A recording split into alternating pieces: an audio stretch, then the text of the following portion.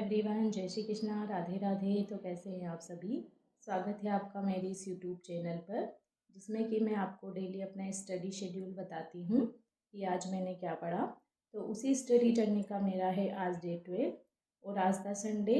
तो मैंने कोई नया टॉपिक स्टार्ट नहीं किया। कल मेरा ग्रुप थ्योरी का चैप्टर कंप्लीट हुआ था, तो मैंने आज उसी के PYQ देखे जो मैं आपके साथ शेयर करती हूँ। तो हिंदी इंग्लिश में मैंने आज कुछ नहीं पढ़ा। मैथ्स में मैंने PYQ किए हैं, इसके अलावा रीजनिंग में मैंने कुछ MCQ सोल्व किए थे। तो चलिए मैथ्स के PYQ देखते हैं। पहला क्वेश्चन है the order of the permutation. आपको एक परम्यूटेशन दिया हुआ है और इसका ऑर्डर पूछा है। तो जैसा कि हमने पहले नोट्स में पढ़ा था कि परम्यूटेशन दिया हुआ हो तो सबसे पहले उसको डिसजॉइंट साइकिल में तोड़ेंगे। तो यहाँ पे इसके 2 साइकिल बने। ये कैसे बने कि 1 की इमेज 2 है, 2 की इमेज 4 है, 4 की इमेज 5 है, 5 की वापस से 1 है। 1 से स्टार्ट किया था, 1 तक आपको रुकना है। तो एक साइकिल ये हो गया। सेकेंड है 3 की इमेज 6 है, 6 की इमेज 3 के, तो दूसरा साइकिल ये हो गया। तो इन दोनों का जो LCM लेंगे वही इसका आंसर होगा। तो एक में 4 एलिमेंट है, एक में 2 एलिमेंट है, तो 4 और 2 का LCM कितना आ जाएगा 4। नेक्स्ट क्वेश्चन है इफ़ G इज़, इसको बोला जाता है Z10 + 10 मतलब ग्रुप ऑफ इंटीजर मॉड्यूल 10। यहाँ पे जो ऑपरेशन है वो +10 का है। Then the number of element of order 5 in जीज। तो इसमें ऑर्डर 5 के नंबर ऑफ एलिमेंट पूछे हैं, तो उसका फॉर्मूला होता है, इसे निकालते हैं यूलर-टोशेंट फंक्शन से।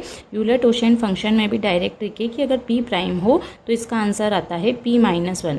तो यहाँ पे 5 प्राइम नंबर है तो 5 - 1, तो इसका आंसर होगा 4। नेक्स्ट क्वेश्चन है the number of group homomorphism from the cyclic group Z4 to the cyclic group Z6 मतलब Z4 से Z6 में मैपिंग दे रखी है और नंबर ऑफ होमोमॉर्फिज्म पूछा है। तो हमने नोट्स में पढ़ा था कि जब भी ZM से ZN में मैपिंग हो तो उसका नंबर ऑफ होमोमॉर्फिज्म जो होता है वो होता है GCD M और N का।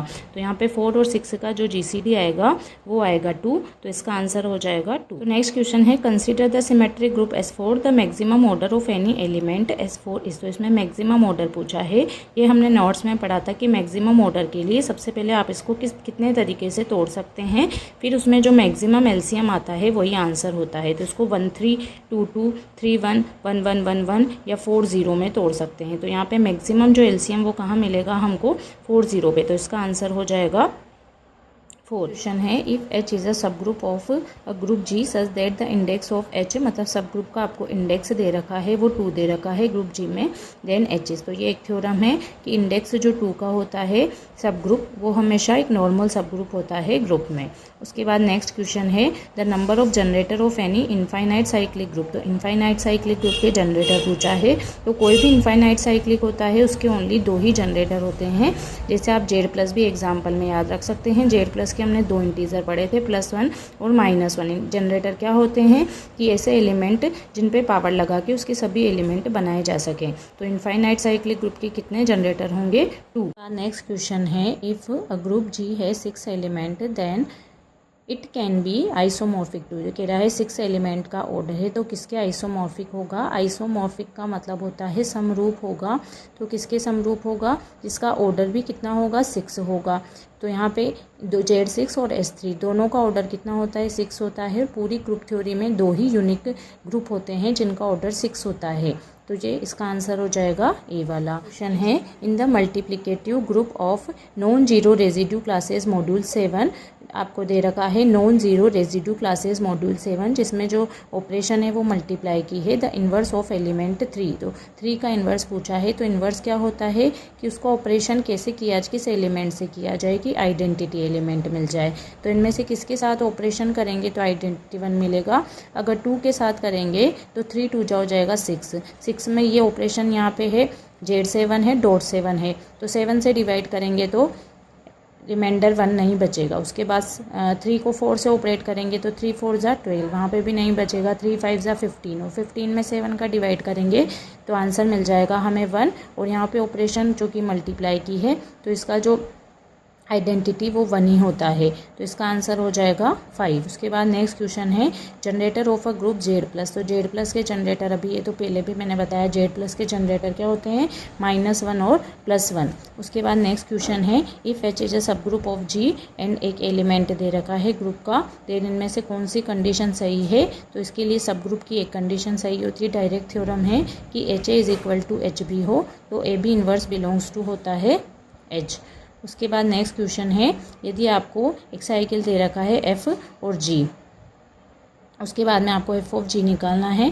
तो एफ ऑफ जी कैसे निकालते हैं, पीछे से स्टार्ट करेंगे, पहले जी से स्टार्ट करते हैं। तो देखो जी में 1 की इमेज कितनी है 2, 2 की इमेज कितनी है 3, तो 1 की इमेज हो जाएगी 3।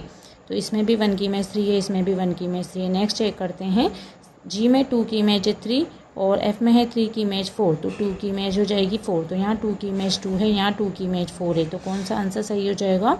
क्वेश्चन है what is the number of elements of, यहाँ पे और नहीं ऑफ है, of order 100 in the cyclic group Z200। तो साइक्लिक ग्रुप Z200 है, उसमें नंबर ऑफ एलिमेंट पूछे हैं 100 ऑर्डर के।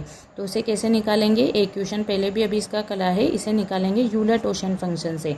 लेकिन वहाँ पे हमारे पास 5 का पूछा था, 5 प्राइम नंबर था, तो डायरेक्ट आंसर आ गया P-1, और इसको इस फॉर्मूले से भी निकाल सकते हैं।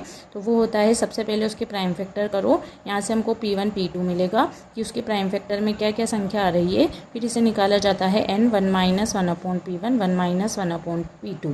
तो इसे हम सोल्व करेंगे तो n की वैल्यू है यहाँ पे 100, और 1-1/2 करेंगे तो आ जाएगा 1/2, और 1-1/5 करेंगे तो आ जाएगा 4/5। इसको कैंसिल करेंगे, 5 2 ज़ा 10 और 0, और 2 से कटेगा ये 10 टाइम्स, अब 10 4 हो जाएगा 40, तो इसका आंसर हो गया 40। तो आप देख सकते हैं ये मैंने लेटेस्ट क्वेश्चन लिए हैं 2023 2021, और जैसे हमने चैप्टर पढ़ा था उसके पीछे भी हमने PYQ सॉल्व किए थे। तो ये सभी कितने इम्पोर्टेंट हैं, जो डायरेक्ट स्टेटमेंट पूछे जाते हैं। तो आज मैं केवल इतना ही पढ़ पाई, मिलते हैं कल एक नए टॉपिक के साथ। जय श्री कृष्णा, राधे राधे।